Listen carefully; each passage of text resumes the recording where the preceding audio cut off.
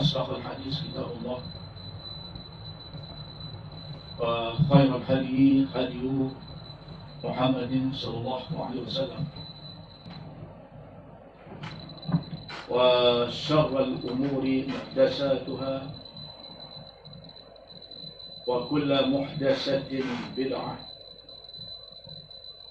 وكل بدعة ضلالة وكل ضلالة في النار. رب اشرح لي صدري ويسر لي أمري واحلل عقدة من لساني يفقهوا قولي. سبحانك لا علم لنا إلا ما علمتنا إنك أنت العليم الحكيم. Sidang penuntun yang saya hormati sekalian, alhamdulillah, syukur kita kepada Allah Subhanahu wa taala, kita dapat bersama-sama di dalam majlis ilmu pada petang ini. Tajuk kita pada hari ini saya nak terangkan kepada tuan-tuan dan puan-puan sekalian tentang kelebihan dan kepentingan kita mempelajari ilmu akidah ataupun ilmu tauhid, yang mana kita tengok sekarang ini ramai orang yang kurang prihatin. Kita dapati sekarang ini ramai di kalangan orang Islam yang kurang prihatin terhadap ilmu ini, terhadap ilmu tauhid ini, ilmu akidah ini.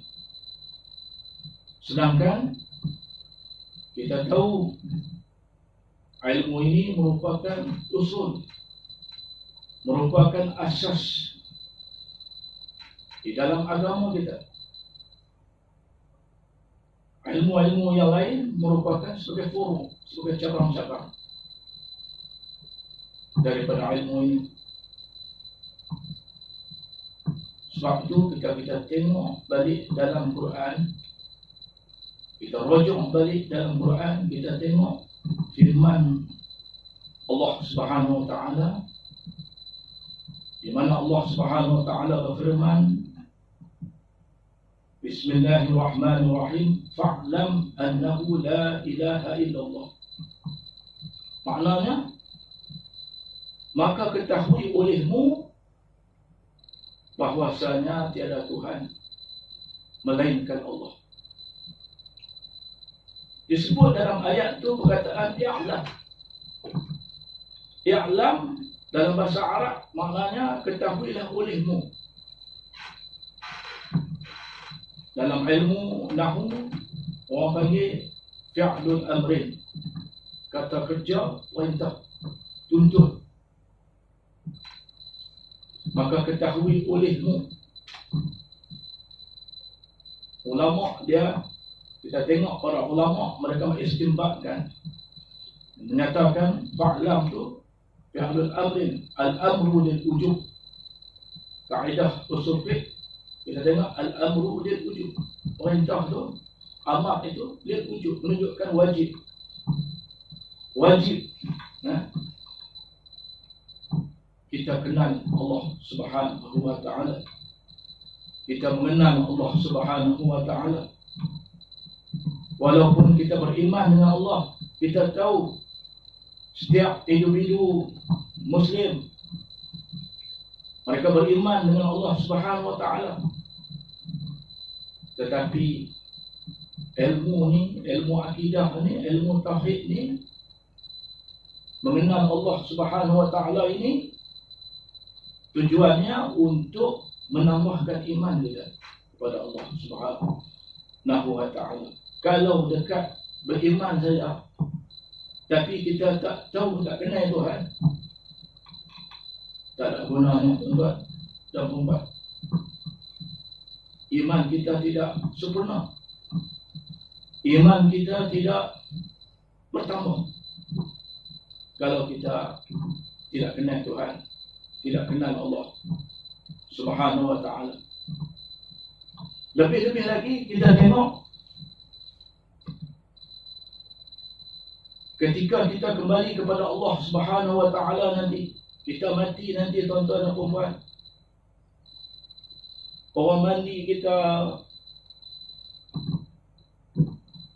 orang semayang kita, orang kebumikan kita di dalam liang lahat. Setelah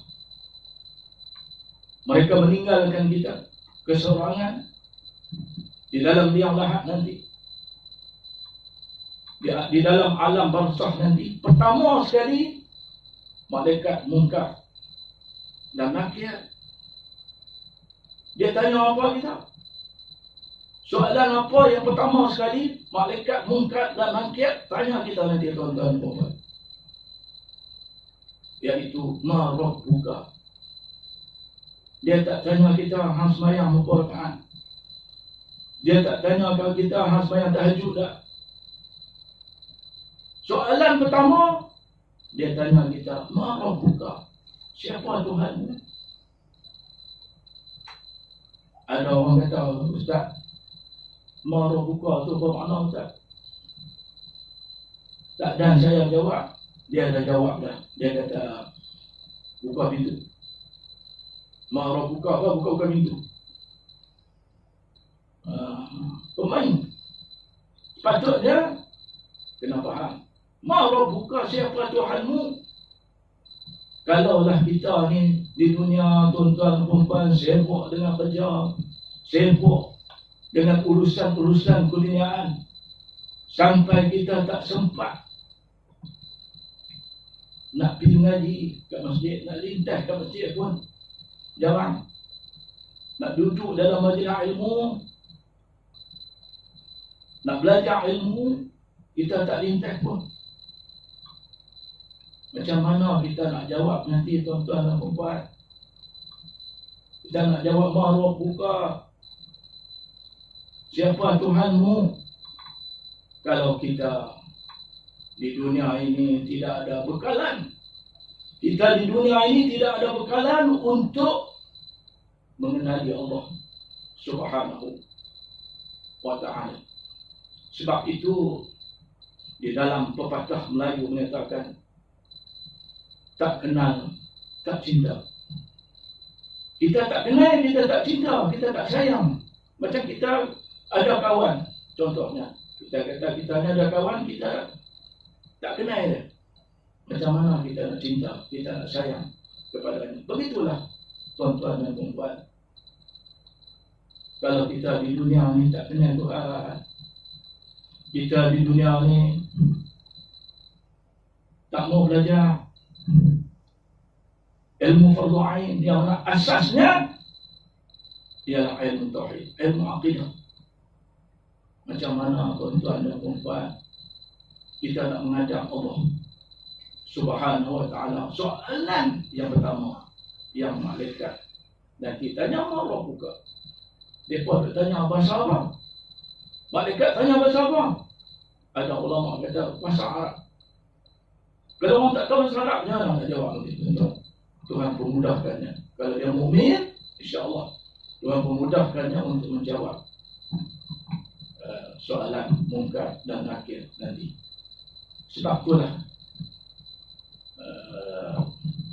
kalau kita tengok di dalam hadis-hadis Rasulullah SAW, Nabi pernah satu ketika Rasulullah SAW bersama dengan para sahabatnya di dalam satu majlis. Rasulullah SAW datang malaikat Jibril alaihi salam dengan menyerupai seorang manusia dan seorang lelaki, yang mana para sahabat duduk dalam majlis itu tak kenal, seorang pun tak kenal dia, lelaki tersebut yang berpakaian putih, sehingga katanya tidak ada asar as-safar, tidak ada kesan-kesan kata lelaki itu musafir. Tak ada berdebu sana, berdebu sini, tak ada. kat wajah. Tak ada siapa kenal dia. Mengajak Rasulullah SAW. Dia tanya mal Islam.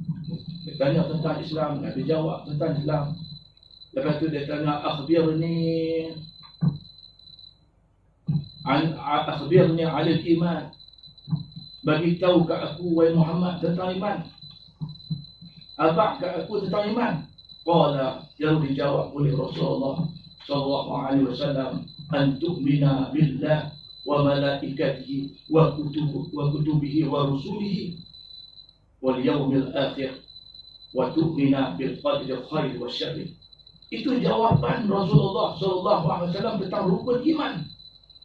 Bila Jibril tanya Rasulullah SAW, apa itu iman? Bagi tahu kat aku tentang iman. Nabi jawab apa? Nabi jawab, an tu'mina billah. Pertama sekali Nabi jawab tentang beriman dengan Allah Subhanahu wa ta'ala, wa malaikatihi wa kutubihi wa rusulihi wal yawmil akhir. Sampai beriman dengan hari akhiratnya, beriman dengan qada dan qadar.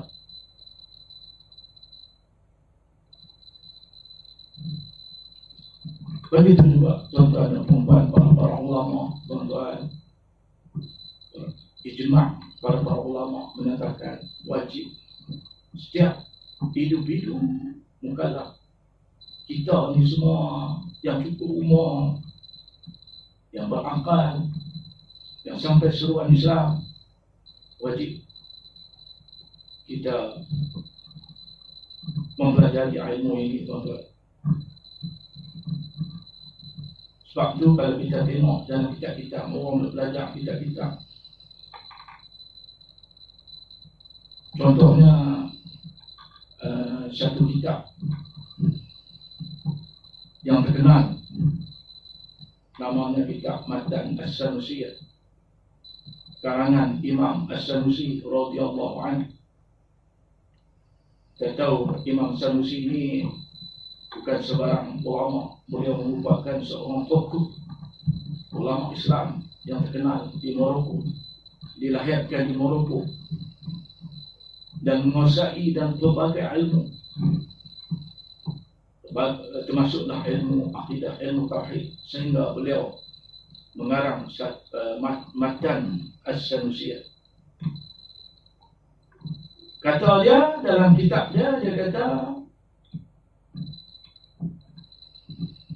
yajibu ala kulli mukallafin syar'an an ya'rifa ma yajibu fi haqqi maulana wa jalla wa azza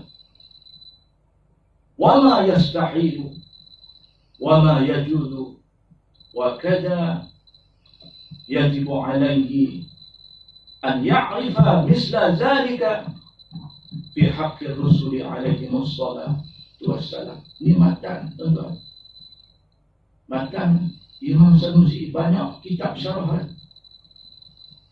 Dalam kitab Melayu pun, karangan Aqidatul Najin, tak silap saya, kitab Aqidatul Najin pun dia syarah Matan As-Sanusi.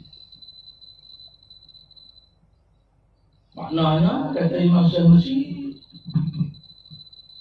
yajibu ala kulli mukallafin, wajib atas setiap individu mukallaf syar'an, pada syarak. Wajib pada syarak setiap individu mukallaf, kita ni yang cukup umur ni, an ya'rifa, kenal, makrifah, mengenali,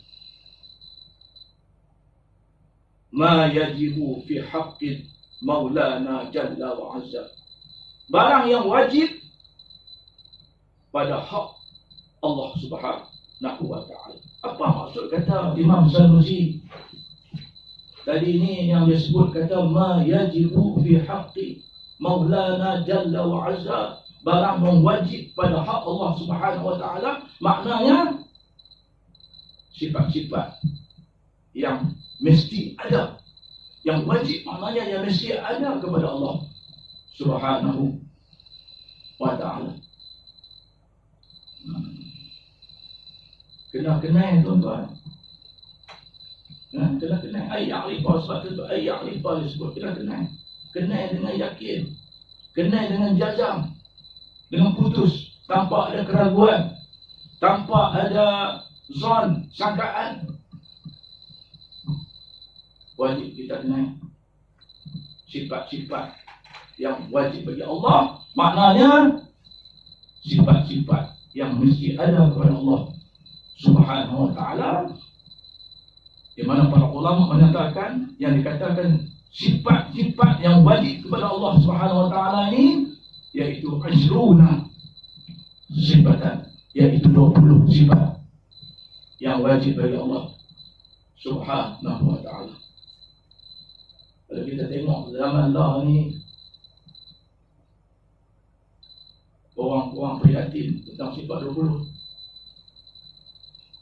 Ada orang yang prihatin, ada setengah tu kata haram, bid'ah dan sebagainya. Tak macam orang-orang zaman dulu, orang tua-tua dulu, pak-pak kita dulu, tuan-tuan kita dulu, duk mengaji dengan Tok Guru.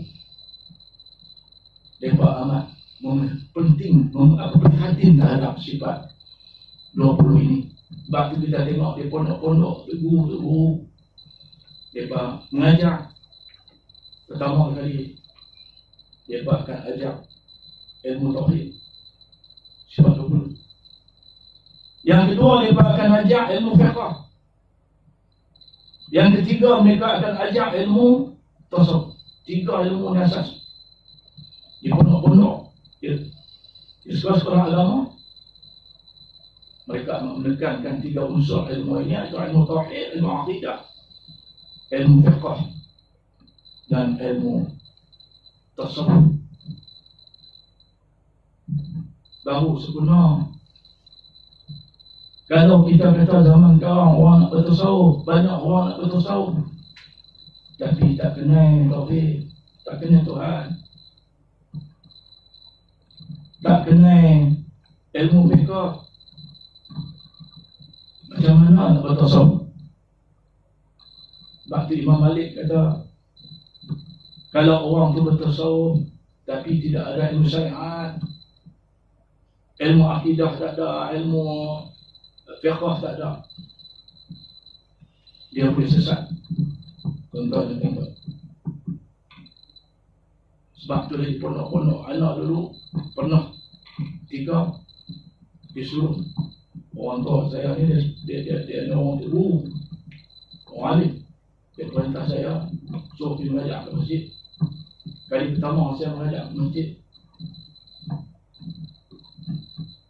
saya pun pergi lah ke masjid.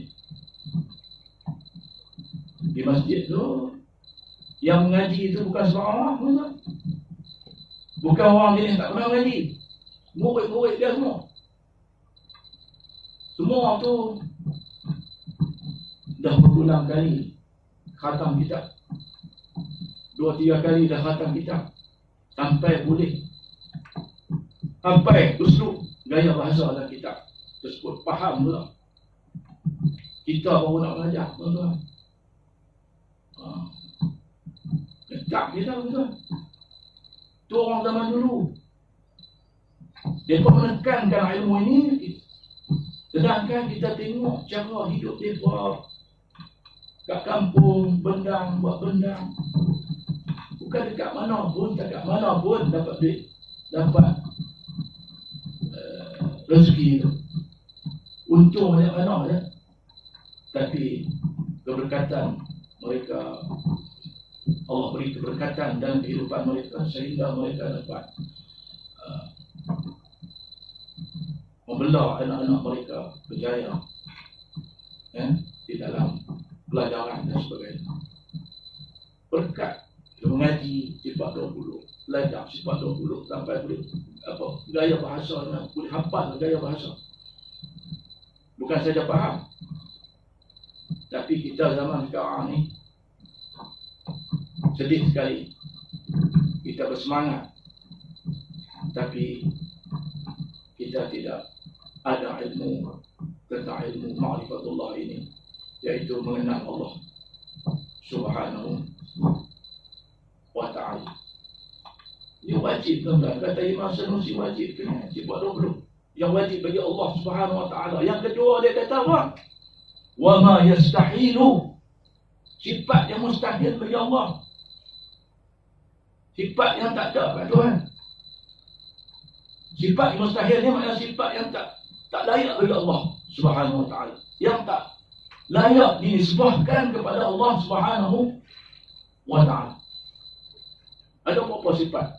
Sifat mustahil ini yang tak layak dinisbahkan kepada Allah Subhanahu Wa Taala, 20 sifat. Terdiri daripada 20 sifat lawan bagi sifat yang wajib. Yang 20 tadi ini yang kita sebut tadi ini. Kena tahu. Kita kena ambil tahu, tuan-tuan. Wajib. Imam Sanusi dah sebut tadi, yajibu ala kulli mukallafin, wajib atas setiap individu mukallaf pada syarak. Maknanya, kalau kita tahu, kita belajar, kita tahu, Allah Ta'ala akan menganugerahkan pahala kepada kita. Tetapi, kalau kita tak ambil tahu, dengan tanpa ada usaha, maka kita akan diazab oleh Allah Subhanahu Wa Ta'ala. Berikutnya, Imam kata Imam Sanusi, wa ma yajuz, dan barang yang harus pada hak Allah Subhanahu Wa Ta'ala, iaitu satu sifat yang wajib pada Allah Subhanahu Wa Ta'ala. Kita kena beriman, kita kena percaya, kita kena belajar, kita kena mendalami sifat ini. Sifat yang harus bagi Allah Subhanahu Wa Ta'ala, yang harus ada pada Allah, iaitu mengadakan sesuatu dan meniadakan sesuatu. Ijad wal i'dam, kata ulama. Al-ijad wal i'dam, mengadakan. Al-ijad itu maknanya harus Tuhan mengadakan sesuatu, dan harus Allah Subhanahu Wa Ta'ala meniadakan sesuatu. Kita tak boleh kata Tuhan mesti buat. Contohnya kita kata, esok aku nak dapat berapa duit. Kita bekerja esok, niaga, contohnya kita nak dapat berapa duit. Kita kata selalu dapat RM50. Tapi harus tak? Kalau kata Tuhan nak bagi RM100 esok, kemungkinan harus Tuhan bagi. Ataupun dia bagi lebih pada itu lagi, rezeki pada kita. Itu semua harus bagi Allah Subhanahu Wa Ta'ala. Kita boleh kata, esok mungkin aku mati. Mungkin mati esok. Kalau Tuhan kata kehendak Allah Subhanahu Wa Ta'ala, harus Tuhan boleh buat. Benar. Esok kita mati.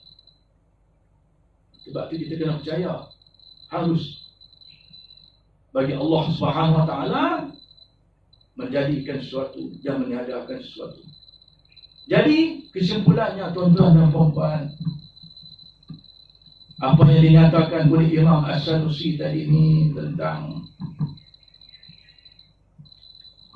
kepentingan kita mempelajari ilmu tauhid, sehingga dikatakan wajib atas setiap individu mukallaf kena tahu, kena belajar, kena mendalami. Kesimpulannya, kita apa yang disebutkan tadi, kita kena tahu ilmu tauhid. Yang pertama berkaitan tentang ketuhanan, tentang ilahiyah, uluhiyah, ketuhanan, iaitu 20 sifat yang wajib bagi Allah Ta'ala. Yang kedua, 20 sifat yang mustahil bagi Allah Subhanahu Wa Ta'ala, dan satu sifat yang harus bagi Allah Subhanahu Wa Ta'ala. Jadi berkaitan tentang ketuhanan, tentang Tuhan, ma'rifatullah, tentang kenal Tuhan, kita kena kenal di 41 akidah. 41 akidah. 20 wajib, 20 mustahil, dan satu yang harus bagi Allah Subhanahu Wa Ta'ala. Ini kita tengok Imam Sanusi dia sebut, wa kadza yajibu alaihi an ya'rifa misla zalika fi haqqi Rasul alaihi wassalatu wassalam.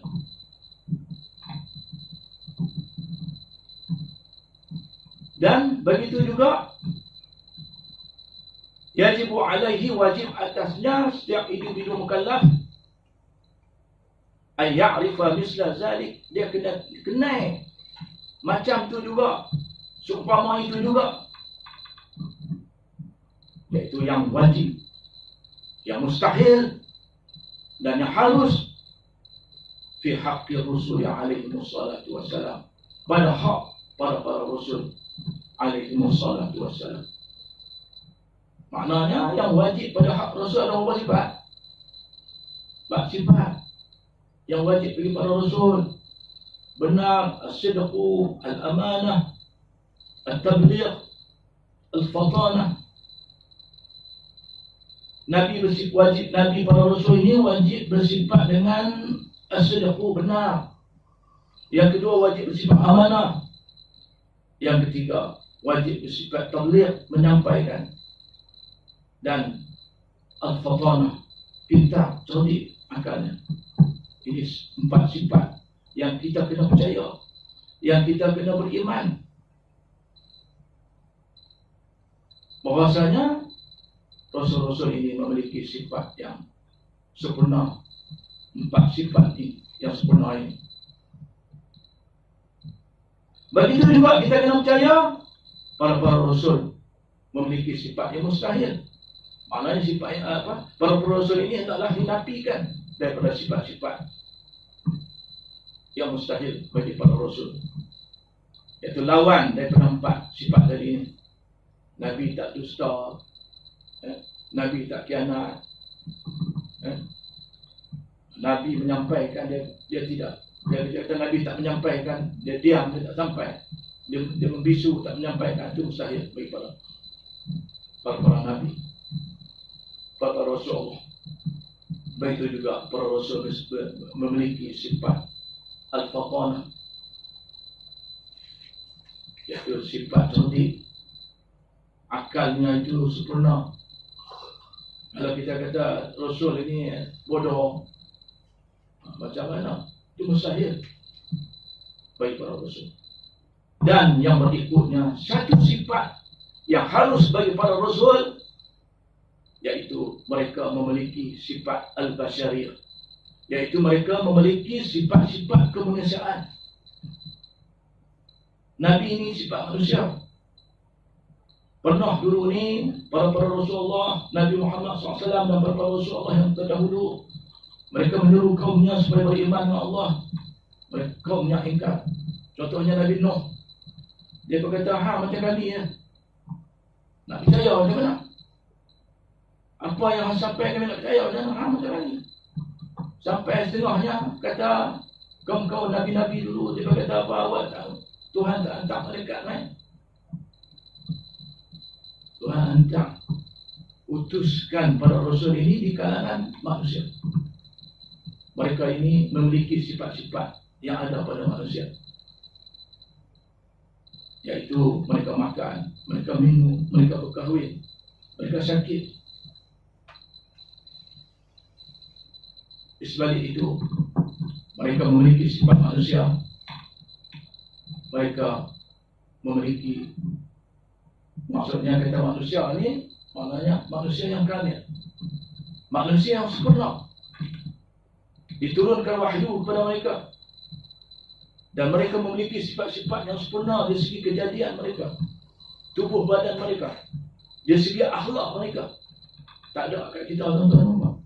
Sifat sempurna kalian, insan kalian ini hanya ada kepada Rasul maksum, tak pernah buat dosa. Ini ada kepada mereka, walaupun mereka manusia sekalipun.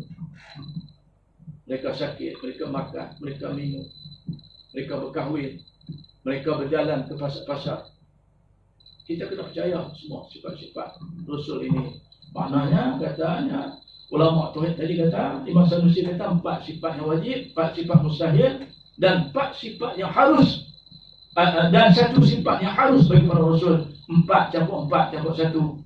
Jadi 9 sifat yang mesti ada. 9 sifat yang bukan kita mesti ada, yang wajib kita percaya terhadap Rasul Allah Subhanahu wa ta'ala. Sifat yang wajib ada 4, sifat yang mustahil ada 4, dan sifat yang harus itu ada kepada Rasul alaihi wassalam. Jadi bab kenabian, beriman dengan Rasul-Rasul, mengenal para Rasul, kita kena beriman dengan sifat-sifat para Rasul, iaitu terdiri daripada 9 sifat campur dengan ketuhanan tentang Allah, mengenal Allah 41 campur 9. Jadi semuanya ada 50 aqaid, 50 akidah yang kita kena tahu, tuan-tuan dan puan-puan. Jadi yang saya sampaikan tadi, moga-moga mendapat kepada kita semua. Jadi saya mengakhiri pengajian kita pada petang ini. Assalamualaikum warahmatullahi taala wabarakatuh.